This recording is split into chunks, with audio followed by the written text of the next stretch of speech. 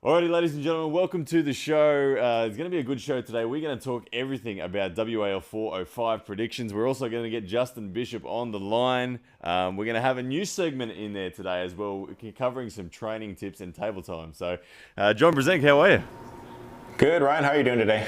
Not too bad, not too bad. Looking forward to this show because WAL 405 is coming up very quickly, and there's some very, very interesting matches on the card. Of course, the big match, but there's so many other matches that we've got to talk about first and foremost. Are you good to just jump straight into WL 405? Let's do it. Awesome. Okay, so first match on the cards that we'll talk about, we've got from out of Mexico, we've got Alan Guerra up against Mike Celiaris. Mike, we've of course seen in a bunch of matches recently. He just beat Joel Hudek. He's had matches with Frode Haugland, and this is Alan Guerra's debut. Coming into the WAL this year. How do you see this match going? Well, like I said, international puller, Mexico's great to see him here. Don't really know too much about him specifically. I know they've got a very strong team down in Mexico, so it just depends on who he's pulling with. And I mean, obviously Mike can pull with anybody in the world. It's interesting. I really. Alan Guerra, from my research on him, he looks to me like somebody who's about the sort of Quinlan Mendez level. He's had good battles with Quinlan Mendez. He's I've seen him most recently even up against Zoloev in late 2017. I mean, Zoloev contained him, but he made Zoloev have to think about what he was doing, and he put a good amount of threat into Zoloev's hands. So he's got a decent top roll on him, I think. Okay, well, that's going to be the most important part. I mean, I don't know, it doesn't matter how strong the guy is. If he doesn't possess the hand strength to deal with Mike Celiaris, he's going to be in trouble. He's going to be pulling out of position badly. So, if he's equipped to, deal with a good strong hand and can maintain position, I mean, obviously anybody can. Do well. Mike's not a super strong guy, arm wise. I mean, he can hold his own, but he's definitely beatable. You just have to get through that hand. Yeah, and I think that for me this match, what I haven't seen in Alan's game from looking at it is a particularly large amount of endurance. So I feel like Alan might be able to get a couple of wins in the early rounds, but I feel like if Mike gets a stop in the straps, that it's going to be Mike's game in the end. So I feel like this could be a good scoreline. We might see a 3-2 in this one, and I have to lean towards Mike because of that endurance factor overall. Right. No, it's and like I said again, it's great to see the international pullers starting to pull in the WL. They're starting to bring them in, and it's great. But I mean, don't have much experience watching them pull, so it brings a new excitement to the game, right? Because absolutely, they're other guys that most of our guys never ever see. So. Yeah. Another international match that's going to be happening is we have Erika Bengston from Sweden up against Brazilian Tatiana Faria, which is, I mean, again, it's a difficult one to predict because obviously neither of us have got the experience gripping them, but they've both pulled WAL before. They've both finished sort of close to the top in the previous season. So, another difficult one to predict. But what are your thoughts? Well, this is like soccer. Sweden against Brazil now. I mean, there's no North American representation. Sweden's got a powerful women's team. You can't ever bet against Sweden's women. So don't know anything about the Brazilian girl, but somebody hopefully knows their strengths, and the people that are setting this thing up so far have picked some really great close matches. So I would expect the same. Yeah, well, I have a feeling. I have a feeling this one was put together, maybe influenced by Neil Pickup, but I know he's a big fan of the Swede arm wrestling, and Tatiana. Doing some research on her. She did pretty well in the WAL last year. She's pinned Michelle Dugan, one of the videos. So, and we know Michelle is strong. So, right. Yeah. So. I'm gonna go with Tatiana. Anybody knows, other than a woman, anybody would know it would probably be Neil. So I respect his. Yeah, awesome. And that next match on the card, starting to get very interesting now. Mike Aiello up against Ian Carnegie. How do you see this one going? Another awesome match. Don't have personal experience with either one of them. Both are extremely strong. Neither one of them really top roll, so I would expect it to go in a hook. Neither one of them really, from what I can remember, have much of a defense. So I think in this particular match, whoever's more confident and gets their hook position in is going to win. I mean, Mike's a beast once he gets that little bit of an angle on his arm.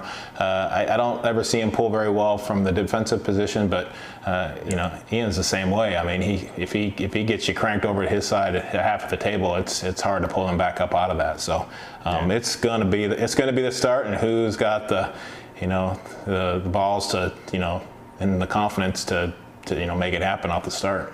Yeah, well, Mike Aiello, he exudes confidence. I reckon he's going to come into this match pretty confident, and Ian Carnegie's going to try his best. But I'm all on Mike Aiello on this one. I think that Mike Aiello in the last 12 months just seems to be dominating. I think that his power level's high, and I think he's taller than Ian as well. I think that he's going to get that angle that you described. I think he's going to get that set, and I don't think Ian's going to get into this match at all. I think 3-0 Mike Aiello. Yeah. Right. Well, this could. I mean, you hit it right on the head. Neither one of them are going to be intimidated. They're both. If things start, if growls start coming across the table, it's just going to get really, really nasty quick. So it'll be fun for sure. Yeah, it'll be awesome. The feature match for this card is before Devin Larratt versus Matt Mask is Michael Todd and Marcio Barbosa. Two very experienced athletes, but I personally struggle to see Marcio getting through Michael Todd. What do you reckon? Well, I mean, up until the Matt Mask match, I spoke with Todd Hutchins. He trained with Marcio a little bit, and well, in fact, that's where he hurt his left arm. He said he's never felt Marcio stronger, and for Todd Hutchins to say that means a lot. Obviously, Michael Todd's got that sticking point. Whether or not Marcio can figure it out, I mean, the blueprint's out there on how to do it. If he can hang out on Todd's hand for a while and then come in with a press at the end, he just can't do it too soon. I mean, if he gets stuck, he's going to have to be able to back off and hit and try again. I think it's all up to Marcio. I mean. Yeah.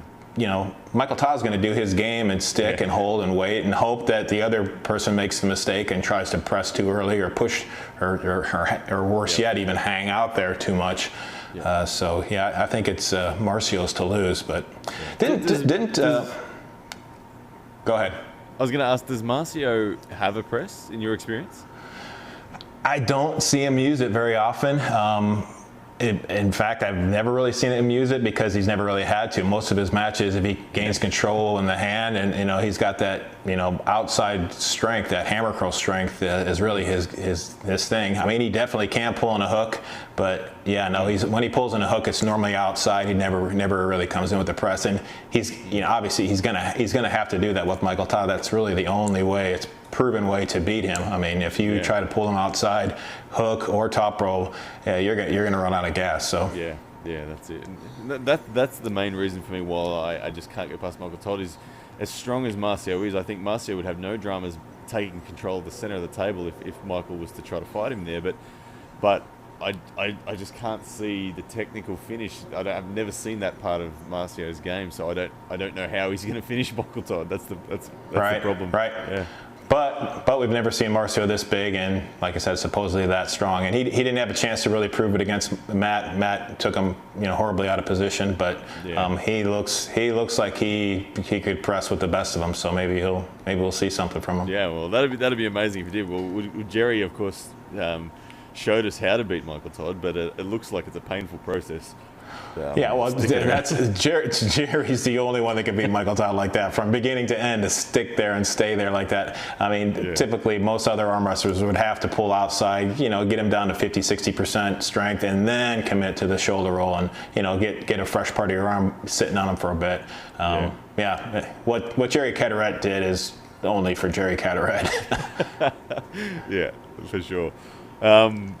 we've got one more match, but I'm going to skip over it because we're going to get this man on the line very shortly. So there is, of course, Glen Bengston v. Justin Bishop as well. So we're going to skip this one because we're going to talk to Justin very soon before we give our prediction. But the main event, I know we've covered this many times, but let's cover it one more time before the event.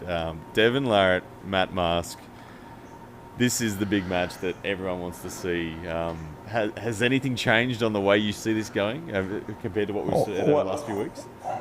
Well, the mental warfare has increased a couple notches. Right now, we got sick polar bears, and I really don't know what that was all about. I see the comments of people, being disgusted by poor bear. Really, that's what it was about. An old bear scrounging for food. But like I said, I really don't know who's writing Devin's stuff. But yeah, if that works, poor Matt, he's at a big mental disadvantage now because all the crap that's been going on. On the whole mental warfare thing that's going on, clearly that is being ramped up to, like you said, to crazy levels. And you know what? I think that's a sign of Devin hiding his fear in this match. I think that physically, Devin knows that Matt Mask is ready to beat him. I think that it's time. He can feel it. Last year, he just beat him. I think he is terrified deep down of Matt, and so he is doing his absolute best to convince himself and Matt that it's going the other way. What's your opinion? Is it fueling Matt? Is it going to make him more outraged and build more fire in him to shut him down? Or I don't know. It just depends on how Matt reacts to it. Yeah, absolutely. And I think this is the right play from Devin. I mean, I think Devin has to do this. Like, I think if Matt Mask is composed and ready, he wins. But if Matt Mask is doubting himself, then he loses. So Devin is going all in on this psychological warfare. Right.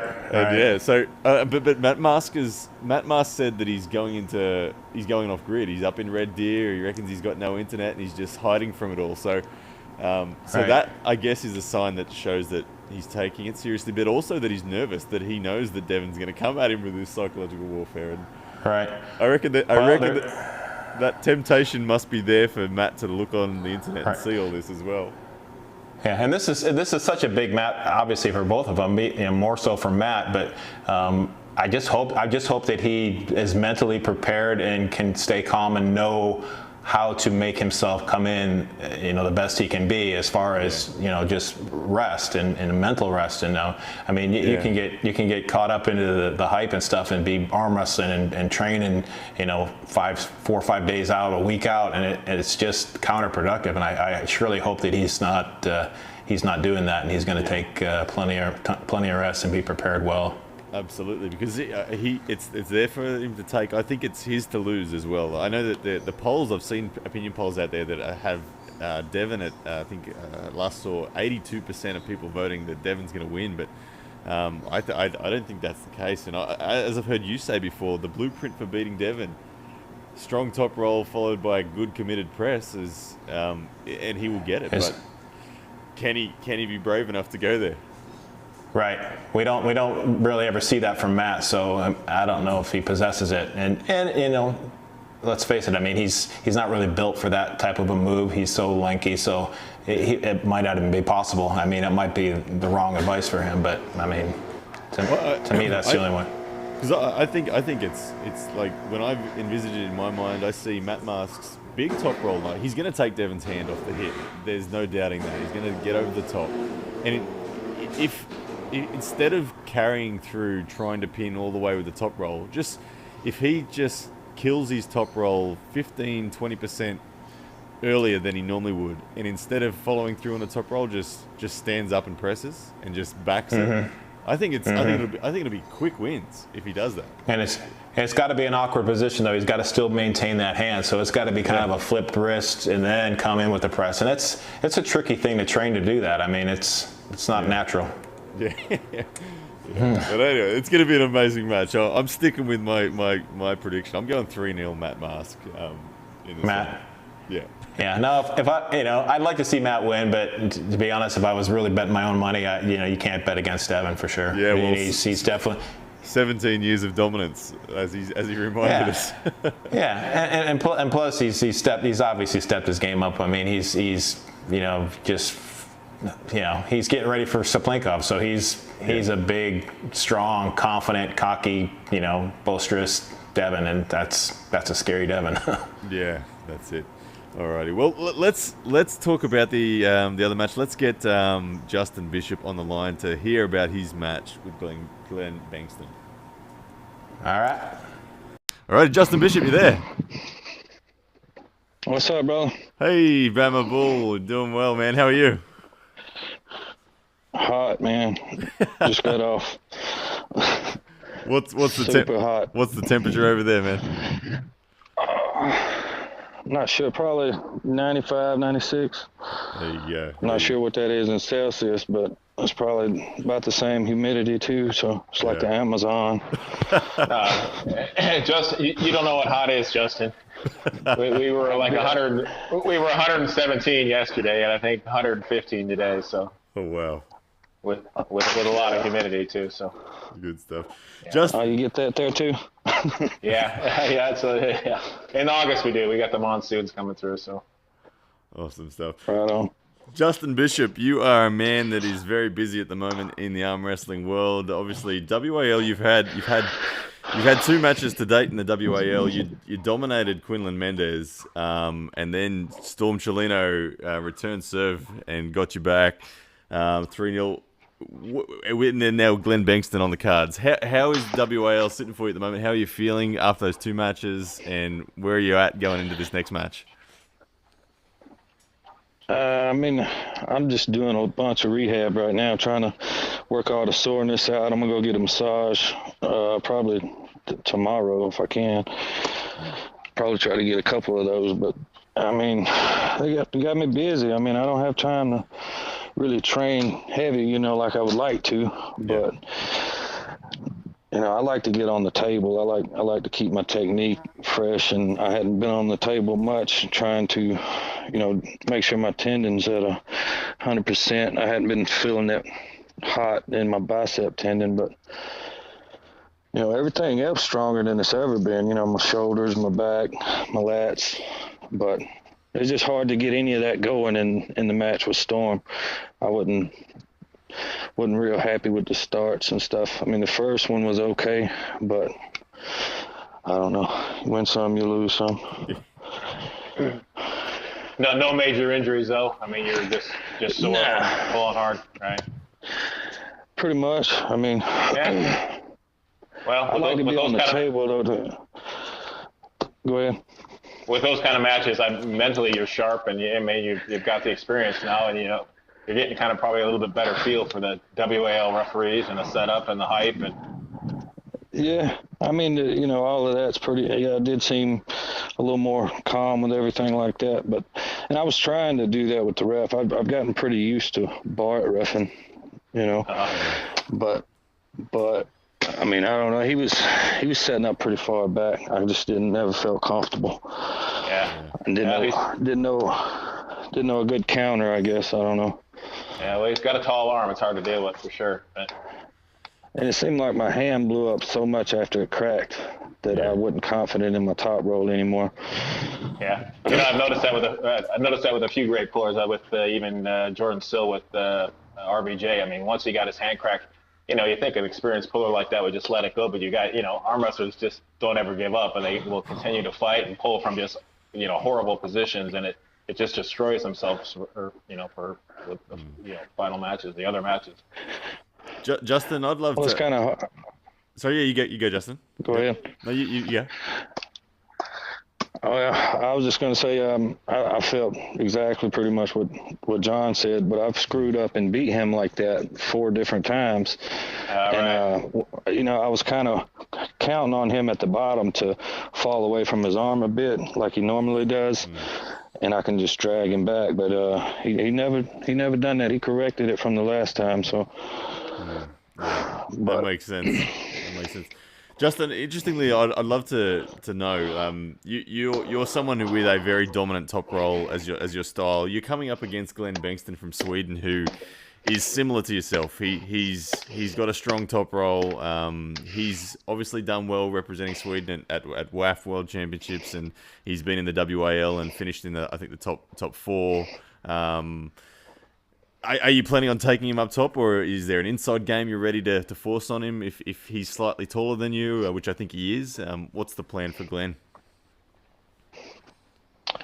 I've actually just started watching video on him, to be honest. Yep. I try not to jump ahead of myself, and I've been studying Storm for the past 5 weeks. So, but I've noticed he looks pretty strong in his arm too. But I'm hoping he just wants to go inside. I don't want to get in a big top roll battle with him, being that he has the longer arm, but I'm not sure. I mean, I like to get up there and fill it out, feel what they're giving me in the setup, and I like to keep my options open, but he seems pretty well-rounded. Yeah. I don't know. I mean, that's not really the answer you were looking for, I'm sure, but... No, it's good. That's all. Do you feel it's an advantage with the straps, Justin? I mean, if you're on the good side, will you let it go the distance to get the straps right away, and maybe the first match to try to equalize that hand? That's what I was trying to do with Storm every time. I was just trying to burn the clock, but I noticed the very first one, it went like 45 seconds. And I wasn't giving a ton of pressure, at any point really. But yeah, definitely I'll probably go to the strap, because to be honest, from watching how he pulls and stuff, I believe if I get him slightly past his shoulder on the go, that I'll have too much arm for him if I got a good hand position.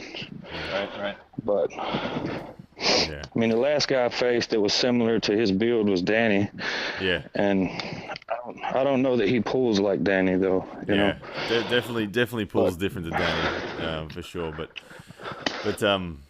I think your wrist, to me, it's your wrist, and given that you've got the shorter arm, you'll be able to have that slightly more vertical angle on the wrist, and I think that if kind of what you did to Quinlan Mendez we could see that happen against Glen Bengston. I don't think you want to let him get away, and well, I think if he gets over the top of your hand, he's got a very vicious finish from there. So, but I'd love to see it in a hook as well. If you can force a hook, I think it's yours for sure. Yeah, I mean, I've been feeling really good there. My drag's stronger than it's ever been, and that's usually where I had trouble, was finishing. So, but I was watching one earlier with him. I think it was at one of Neil's events. But he had a good low hand setup, so we'll see. Yeah, awesome. But don't fall in the... Oh, okay, go ahead, Ryan. No, you go, John. You go. Oh, I was just saying, just don't fall in the trap of chasing him. Don't let him just stump his wrist and try to control it that way. Just keep your hand high, and if he goes away, he goes away. Yeah. And then you get the strap. Yeah, that's what I got done. Obviously what I was trying to do with Storm. And one thing I didn't like, though, is he kept saying we had to come back to me. And he kept wanting me to slide my elbow back, but Storm's sitting here with like 2 inches in front of his elbow. I explained to him, I don't understand why he can't come to me. And anyway. Or bring him down to a little bit better angle by bringing his elbow back on the pad, right? The refereeing seemed really good. I know there's a few complaints. I mean, the guy was definitely very strict and seemed to, not take any crap from anybody and pretty much set it up the way he wanted it set up. So I give him credit for sticking to his guns like that. And, I mean, it's definitely a tough job. I think definitely. And I mean, I wasn't trying to make it a shit show to watch, so to speak, at the first 45 seconds. I was just trying to get to the strap. Right. I mean, a lot of times I just ask them. I don't know why I didn't ask Storm, but I think the refereeing was good as well. I think the refereeing, it was just that it was different. I think, like you said before, Justin, everyone's been kind of used to Bart, and so a different referee, it was kind of throwing a few people off balance, I think. But, I thought the refereeing was pretty on point as well. Well, yeah, I mean, plus it's really tough, Ryan, with that. I mean, we're used to the a little bit of a load, a little bit of comfortable, setup on your own, and this WAL thing of placing your hands down, at the same time is just a whole different ballgame. Yeah, absolutely. Yeah, and that was one of the things I was complaining about too. Is he said keep your elbow down. I said, well, he's pulling my arm up. I don't want to, I don't want him to pull on my arm. Yeah. And I don't know. I was getting very frustrated. It took me out of my element a little bit. Right. But, I'll learn from it, hopefully. Well, Justin, anyway, I think you're doing incredibly well in the WAL, mate. Very entertaining matches, as always. So, mate, I want to ask, have you got a tip for the main event at WAL 405 with Devin Larratt and Matt Mask? Who are you backing? I want to go with Matt. I mean, that's who I want to go with. Yeah, I'm with you. It's hard to deny. It's hard to deny Devin right now what he's doing. Yeah. But I mean, I think Matt can pull off a win, though. I don't think it'll be, I don't think he'll go out 3-0. Yeah, awesome but, stuff. I mean, Matt looked really strong against Barbosa, though. How many people have you seen do that to Barbosa? Exactly. He's, I think, it's all psychological Barbosa warfare. weighed and that's Barbosa at like a good 240, 250. Yeah. That's it. Right. Todd Hutchins told me that he's never felt Marcio that strong ever. So they bowled him a couple weeks before that. So he was. Yeah, he told me for sure. Same thing, and that's what I was thinking. I picked Marcio for that, and I was quite wrong. Yeah. Well, he could be the strongest man in the world. If you don't have that hand to go along with it, you're going to lose. Yeah. Yeah, and I thought Matt gave it to him at the end there, but. He fired back on the last match. Right. All right. All good stuff, Justin. Well, best of luck with WAL 405. We will all be watching, mate, and thank you for joining us on the show. All right. I appreciate it. Thanks, mate. Have a good one. Take care. All right. Thanks. Bye. Bye. Awesome stuff. Well, there we go, John. Justin Bishop sounding like he's pretty balanced, pretty confident going into his game with Glen Bengston. I think he knows where he's solid and knows where he's not. So, what are you thinking for this match? I think this is a automatic. I mean, if you're a gambling man, this is probably the match to bet on. I bet on Justin for sure on this one. Yeah, for sure. I think as well, Glen Bengston, the taller athlete, but Justin Bishop, I think, has the wrist to handle the start. And if it's in straps and Justin is able to maintain his wrist, he'll definitely have the control for sure. Right. Awesome stuff. Alrighty, well, let's go. Sorry, yeah, you go. I was gonna ask, how old is the kid from Sweden? I think from Sweden, Glen is probably a very similar age to Justin. I think they're both late 20s. Justin might be just short of 30, I think. So, yeah. Okay. Yeah, they're both similar amount of time in the sport as well. So, could go either way, but should be a good match. It'll be a good match for sure. All right, well, let's head on to the next segment. Alrighty, so a new segment that we've got today, we have got a training tips segment. So throughout the week, we've had a number of people send us in some comments and some requests for training tips. So very, very special segment here. We're going to cut away and we're going to have a look at some training tips. Today, we're going to discuss the top roll with John Brazank. All right, John Brazank here in my 120-degree hot Arizona garage. I'm going to go over a couple techniques. Ryan talked about doing some training for top rolling. As most of you know, most of my training was on the arm wrestling table. Didn't do a whole lot of weights, so it would consist of pulling different arms in the different techniques. And for top rolling, there's two ways to perform a top roll. There is the posting style top roll, keeping the knuckles high. This particularly works well for guys that don't have a really wide, strong hand or a taller physique. The shorter arms, smaller hands are going to want to protect their hand and wrist by keeping their knuckles high and using the front of their arm to pull back as hard as they can. This is the posting style top roll. Knuckles high, posting, bicep, front of your arm, maintains that hand and wrist.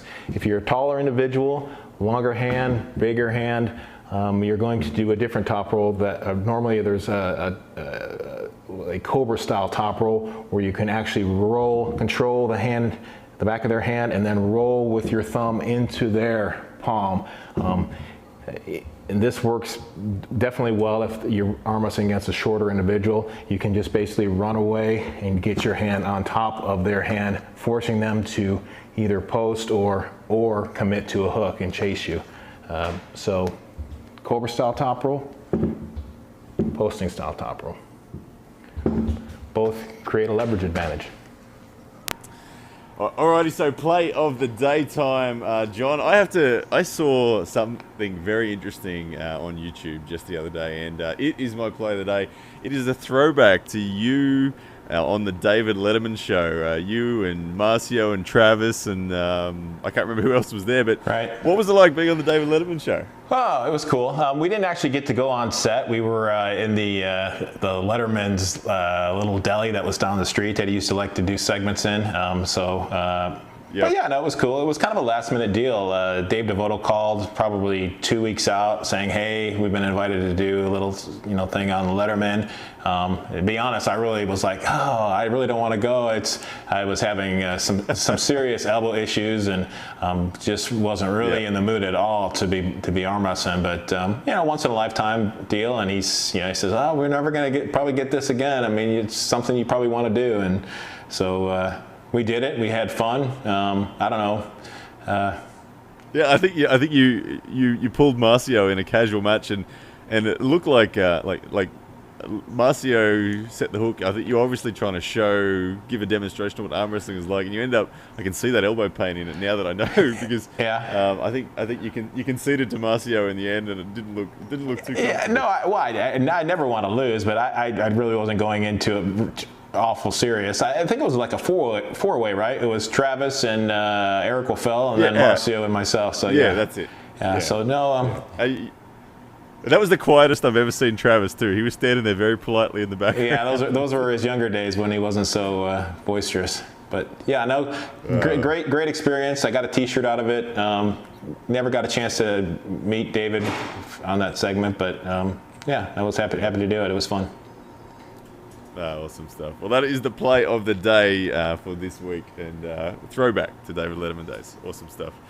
All right, John. Well, thank you very much for joining me on the show today. As always, it's awesome to hear your insights on all these different things that are going on, and can't wait. WAL 405, only a couple of days away now, I think.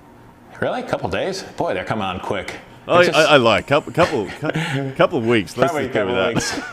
Yeah, boy, they are working hard. Obviously, I mean, it seems like every 3 weeks, 4 weeks. What are they on schedule for? Every month? Yeah. Amazing.